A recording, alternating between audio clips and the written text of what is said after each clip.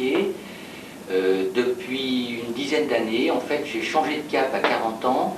J'étais architecte jusqu'à 40 ans et puis j'ai craqué à cette époque-là pour ma grande passion qui est la guitare. Et c'est une idée un peu folle.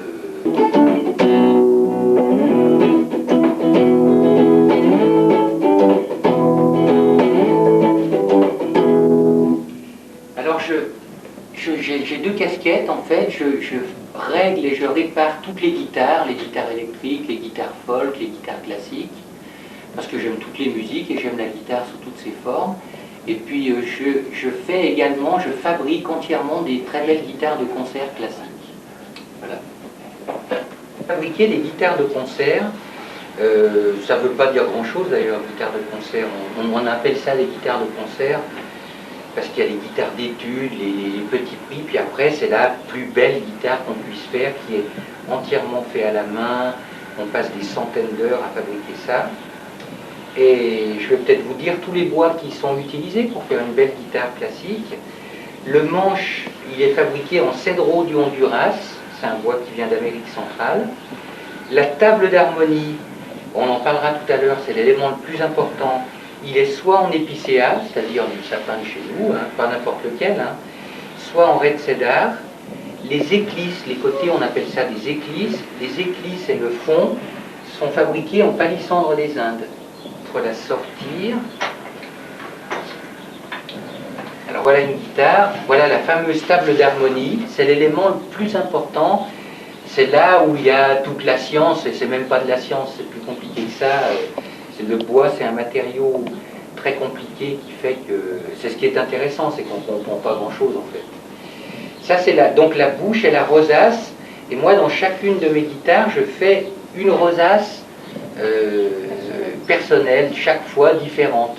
Ce qui fait que c'est complètement pas rentable, mais c'est une passion, comme je vous l'ai dit. Et cette rosace, elle est constituée d'une petite marqueterie qui est encastrée d'1 millimètre dans l'épaisseur de la table d'harmonie, et il y a des dizaines de milliers de petits bouts de bois qui font un demi-millimètre carré. Alors ça n'a rien à voir avec le son, c'est juste pour se faire plaisir. Et puis c'est la signature du luthier, la rosace. Et donc cette table d'harmonie, c'est elle qui va faire le son. On s'est aperçu au fil des années que plus on affinait cette feuille de bois, plus on avait un son riche, un son plus chouette, mais la tension des cordes qui tirent sur une guitare classique à peu près 40 kg va déformer cette table. Alors on colle dessous une charpente qu'on appelle un barrage, et ça c'est un barrage 7 branches comme Torres, c'est lui qui a le plus expérimenté ce barrage. Et puis après, c'est tout un art entre les épaisseurs de table et les dispositions de ces barres, les sections de ces barres. Moi, pour chaque guitare, je remplis un cahier où je note absolument tout ce que je fais, je pèse chaque morceau de bois, et à la fin, quand la guitare est terminée, si elle sonne bien, ça me donne plein d'éléments pour refaire, pour avancer dans mon travail.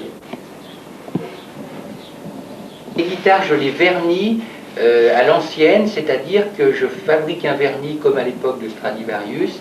C'est des résines de bois qui sont dissoutes dans de l'alcool, qu'on applique avec un tampon, et ça prend 2, 3, 4 mois pour vernir, parce qu'il y a des temps de séchage, de tirage très longs, et c'est un vernis qui est... Tous les beaux instruments sont vernis à l'alcool, à la résine. Mais il faut savoir aussi que c'est... souvent je plaisante, je dis avant je gagnais ma vie sans la vivre, maintenant je la vis sans la gagner. C'est vrai qu'il y a très peu de demandes sur ce genre d'instrument, et puis il faudrait être dans le show business. Moi je me suis perdu chez moi, c'est une passion.